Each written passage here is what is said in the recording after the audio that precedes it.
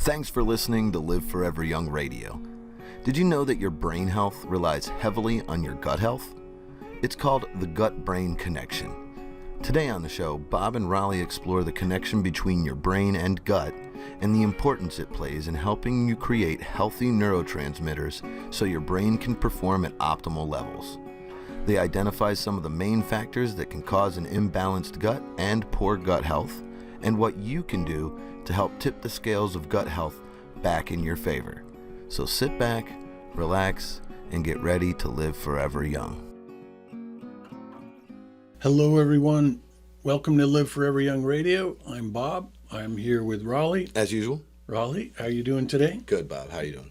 Doing really, really well. And today we're going to talk about bacteria and fungus. All the stuff that doesn't sound good. That kind of thing. But is ever so important for your body. Ever so important because you've got, you know, we have a brain that weighs about 3 pounds. Yeah, that's about right. And it's constantly sending signals all throughout your body, and it's receiving signals. Yeah, it's like helping regulate things. It's like a circuit board.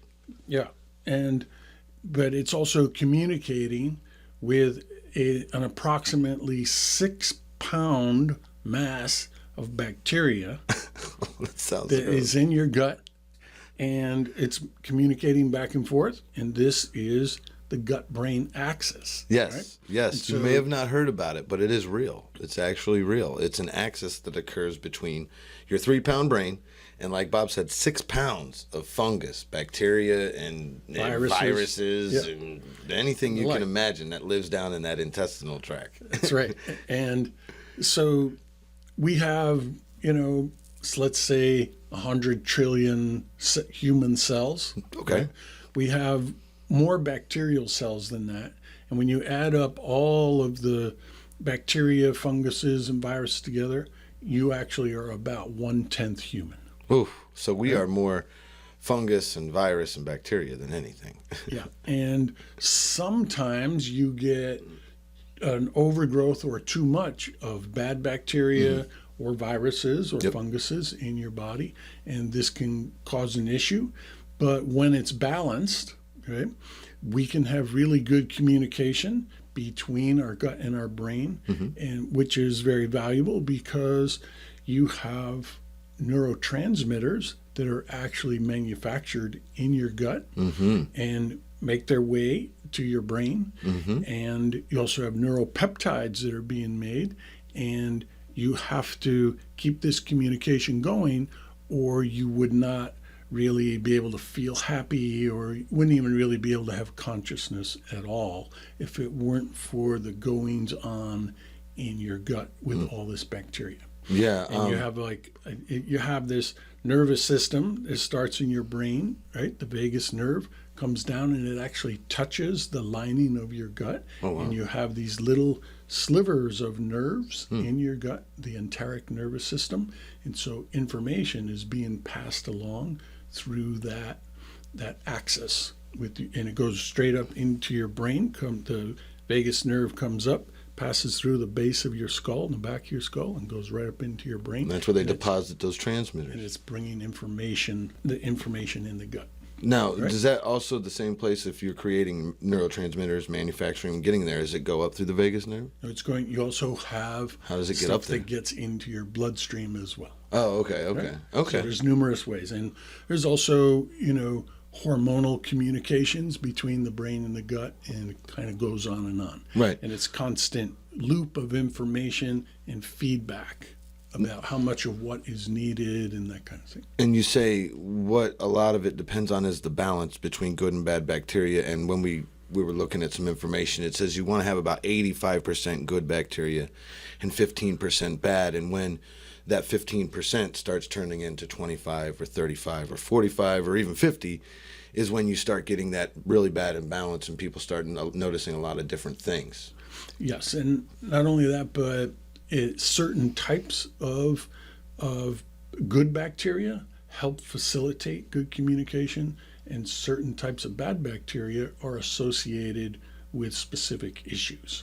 So if you have an overgrowth of one type of bad bacteria, it can lead to alcoholism. If you have an overgrowth of another type of bad bacteria, can lead to Alzheimer's disease and the like. Wow. Right? And so that's why it's important to know enough about this communication system, because it's crucial to the overall health of your body. And you were saying a lot of your mood and happiness, which is, we all want to be happy and we want to always usually be in a good mood, depends on that balance and how those neurotransmitters are being made, right? That's right. And there's some things that are natural issues with human beings that can throw off the balance, right? The biggest one is too much sugar. Yes, right? Yes, we all know. We've talked about it, not only in inflammation and almost everything, but sugar creates a lot of issues. Yeah, and also the overuse of soap and sanitizers.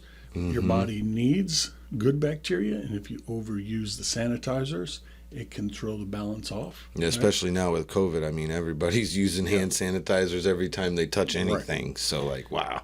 And people inherit their microbiome, their microflora, mostly from their mom.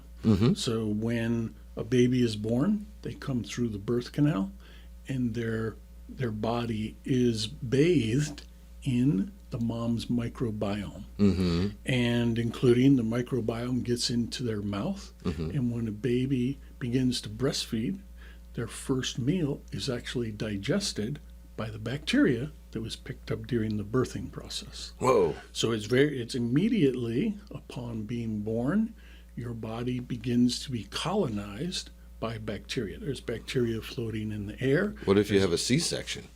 Well, if you have a C-section, it can create a problem. Sometimes in the birthing rooms, the nurses or the doctors will actually use gauze to collect the fluid from the birth canal and actually bathe the baby with these gauze pads. Really? So it has a similar experience. So the doctors know this thing about it. If it doesn't come through the birth canal, you want to bathe them in the in the fluids. In the fluids from the birth. Right. Wow, I didn't know that. That's a cool tip. Now, there's different studies. Some say that this is helpful. Some say it's a waste of time. But because some of them say it's helpful, it's probably a good idea. But then also, mother's milk has lots of bacteria in it. That's good bacteria. And the baby begins taking in those bacteria and begins to be colonized. So the baby is fairly sterile before it's born. But as soon as it begins to enter into the world, it begins to become a symbiotic relationship of bacteria and everything else that the 6 pounds that's in your gut. We become this interactive being. Okay. All right. And so but cool. Yeah. And so it's very important for breastfeeding, and it's very important for the mom to have a healthy microbiome. Okay. Because if the mom's microbiome is off and the baby is born into it and is consuming it, it can inherit it, probably. Right. It can inherit the same problems your mom had, which came from her mom, which came from her mom. Maybe that's my issue. No, I'm just kidding. I'm just kidding. It could be. You're producing enough serotonin. I think you're producing too much. Yeah, actually today I'm at a serotonin high. Actually, I'm in a good mood, like I said. One of the things about when you talk about creating different things in the gut, you always think to yourself, man, I better be eating right? Because like we were talking about, the excess sugar, and then if you're not eating things that have enough probiotics in them or enough good bacteria, that's another thing that can make your imbalance bad. So you want to make sure you're eating things that have natural probiotics, like pickles are one of them, and sauerkraut. Fermented foods, and also you want to make sure you're taking in enough fiber, because the good bacteria will interact with the fiber. That's what a lot of people don't know, is that you got to have undigestible fiber, because if you don't have fiber, then these bad bacteria have nothing to eat. Well, the good bacteria have nothing to eat. The bad bacteria are going to feed mostly on sugar. Right, and that's why we got to stop eating so much sugar. Yeah, and so you want to replace sugar with with fiber that's going to survive the digestion of your stomach. Right, insoluble. Yeah, and it's going to make its way into your gut, and now the bacteria will interact with it and create metabolites. That's right? kind of what prebiotics are. When people ask, well, what's prebiotics, and do I want to take them, and what are they even? It's just the food for the probiotics, so they can eat. Yep. It's kind of like the hay for the horses. Yep. So you got to have something. Right. And so it's a fairly complex system that's going on, because also what you eat will depend on what happens to the bacteria that are in your gut. So that bacteria has its own DNA. As a matter of fact, if you add up the complexity of the DNA of all the different bacteria, you have about 10,000 different types of bacteria That's a lot. in your body. And its collective DNA is more complex by a factor of 100 than the human DNA. Wow.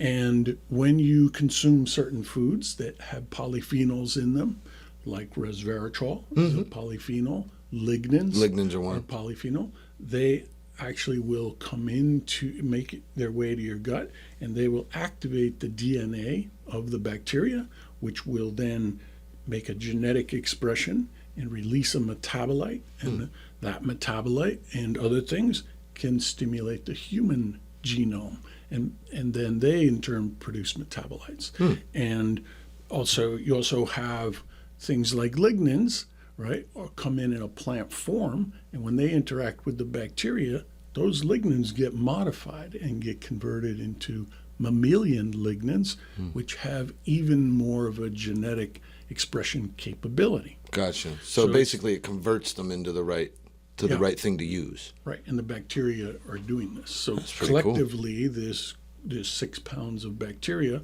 are working with each other. They're signaling each other, and they're being signaled by the food we eat. And they, in turn, the metabolites are signaling the human DNA, right?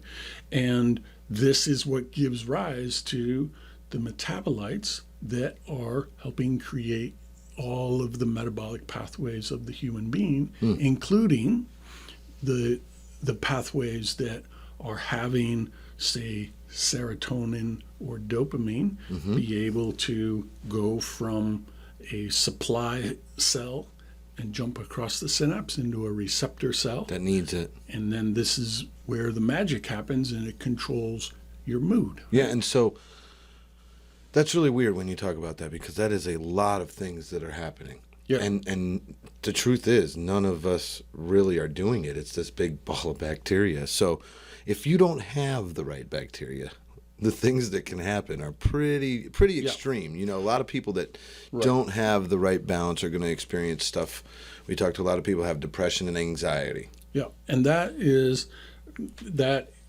dependent upon your bacteria and its interface with the pathways to be able to produce the right amount of dopamine, serotonin, and norepinephrine. This is a triangle of neurotransmitters, and they need to be in balance so that you don't feel depressed or you don't feel anxious. And a lot of it is dependent upon the foods that you're eating. Correct. And too much of certain foods will trigger an overproduction of one of those three. Certain foods will produce underproduction of another one. And when you have three together, right, and there's many possibilities that can occur with all the different foods. And so this is an important part of health and wellness to understand. Right? Okay. Now, other things that we know are problems are like bipolar disorder. Right. Is associated with an aberrant microbiome, and even schizophrenia and psychosis are all related. And that's, again, from the inability of this bacteria to be balanced and then release the correct things in order to feel good. But that's the dopamine, feel good, serotonin make you feel good. Yeah. So that's pretty cool. Yeah, and the other thing to really watch out for is inflammation. So an aberrant microbiome can create a lot of inflammation. And inflammation, we know, is a precursor and possibly the cause of Alzheimer's disease. And so what people are finding, what researchers are finding, is when they do what's called FMT, which stands for fecal microbiota transplant. Oh yeah, you were telling me this is amazing. Yeah. This And is so actually really when crazy. somebody has a severe overgrowth of a bad bacteria like C. diff, it can be life-threatening. Okay? And so quite often the treatment of choice is this fecal transplant. It's a very simple procedure where they have a donor who is usually younger and has had their feces screened for a balanced microbiome, and the person receiving the transplant will take an enema and vacate usually their lower intestine, and then the liquefied feces of the donor is injected into the person, let sit for a couple of hours, then they let it drain out. You now have a new microbiome. Wow. Right? Now, while doing that for control of C. diff, numerous positive side effects were noticed, and one of which was that people with alcoholism started to crave less alcohol and produce less inflammation and had less inflammation in their liver, even to the point where people's lives had been saved from dying from alcoholic cirrhosis. Nice. Using this technique. But just by simply changing or replacing, really, the microbiome, it helped to lessen the cravings because of all this aberrant bacteria or whatever it was in the bowel, in the intestine. Right. Wow. And so the research studies are showing less Alzheimer's disease, less alcoholism, and also Parkinson's disease. Multiple sclerosis? And multiple sclerosis. Yeah, they're all similar.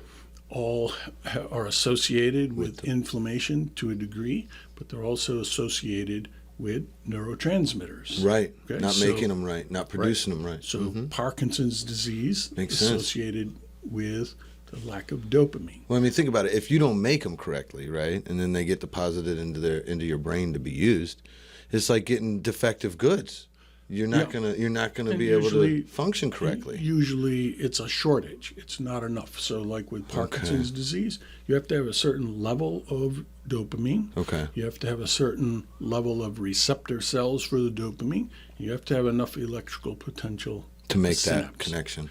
For the little BBs of dopamine to ride across to land in the receptor cell. Okay? And so when you have a low supply of dopamine, and it's usually in the striatum, the corpus striatum, and a person gets one of these fecal transplants, quite often now there's a new gut-brain connection.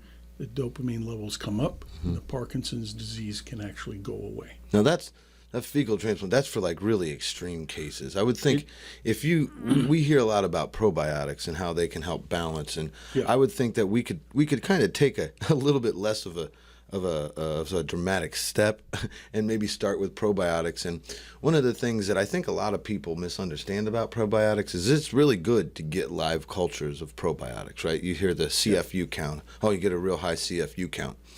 But what we were talking about earlier with the prebiotics is important, because if you give yourself a lot of really good probiotics, but you're not intaking insoluble fiber for them to eat, then they're not going to survive, right? And so then those good probiotics that you think you're going to have in your belly, they aren't going to survive once they get there. Well, they also, even more importantly, they're not going to create the actual metabolites. Right, and that's what we were saying is the most important. Yeah. And so metabolites are simply chemical compounds that are downstream. So this chemical reaction occurs and it creates this chemical.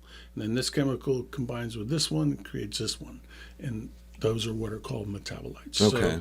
So what we do with our probiotics, since some people are never going to get to the point where they can actually create metabolites themselves. Some people have had their colon removed. Yeah, actually, we do have a couple of people who've had that part of them taken out. And so if you don't have that, how are you going to make them? You're going to have a harder time than other people. So what we've done is a special processing technique where we take our sprouted barley seeds, which have a lot of fiber, okay, and we add the bacterial colonies to it. Right. And we let it ferment for about 90 days. Yes. It gets stirred in a vat. And It's a long time. And it's creating these metabolites that normally would be created in your gut. And then there in the vat, there's a little cyclonic generator that is turned on, creates a swirling motion, which dries out the water from the sludge. Sure.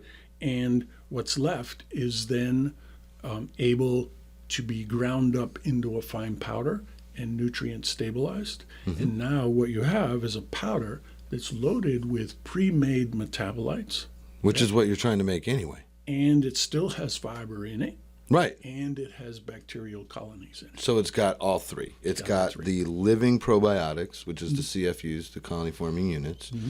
It's got the indigestible fiber, and it does come with the metabolites. And like we were saying, a very good point, man. You think about people who don't have the ability to create these metabolites, how much they would suffer if they can't create them. Right. And so our process of 90 days in a vat is very unique, considering I think most people, when they make probiotics, only do it for maybe a few days.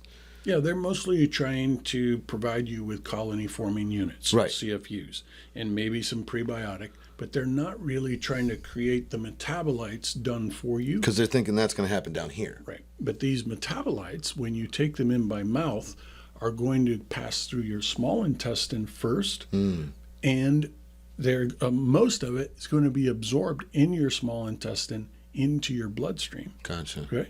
And it's not necessary for all this activity by your colony forming units to produce all these metabolites. That makes And sense. so people tend to get better faster when they're taking in pure metabolites. They don't have to wait for weeks or months for a new adaptation or creation Of metabolites. of a better microbiome. Because it's there. It's done for them. It's done for you. You know, it's funny. I've talked to people who've had really bad digestive issues and have used probiotics galore. I actually talked to a couple. Oh, I've used probiotics. It doesn't work for me. It doesn't work for me.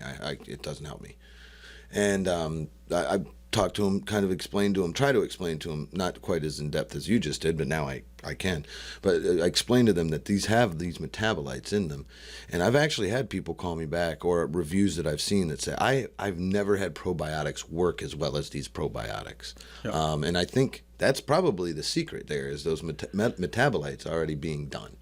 Yeah, You well, know? people can get good probiotics, and it can help somewhat. But if they don't know which fiber to take with which of the probiotics to create this synergy, then and a lot of people just don't have the time or the knowledge to do consume this. those fibers. And so this is a really good alternative done for you metabolites. Dude, what an So, answer. Yeah. So, Rollie, I think that's probably it for today, unless you can think of something else that we missed. Hey, my gut-brain connection's strong today. I think we went over it all. That's good. I can't think of too much that we've forgotten. If I did, hey, we'll put it down in the description below. But We'll put it in with the blog post. yeah, but no, So we got it then, all. thank you everyone for watching and listening to Live Forever Young Radio. And Rollie and I will see you on the next show. Thanks for listening to Live Forever Young Radio. Check us out at liveforeveryoungradio.com.